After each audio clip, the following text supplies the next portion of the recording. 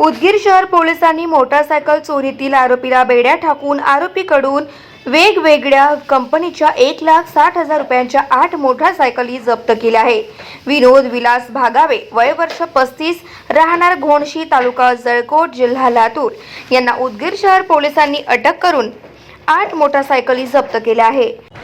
दिनांक 26/5/2024 रोजी police station Udgir शहर येथे गुन्हा रजिस्टर नंबर 141/24 भादवी कलम 379 प्रमाणे मोटरसायकल चोरीचा गुन्हा दाखल करण्यात आलेला होता। सदर गुन्ह्याच्या तपासामध्ये पोलीस निरीक्षक उदगीर शहर तसेच त्यांचे गुन्हे शोध पथकाने त्यामध्ये शिताफीने तपास करून आरोपी नामे विनोद विलास भागावे याला सदर गुन्ह्यामध्ये अटक केलेली आहे।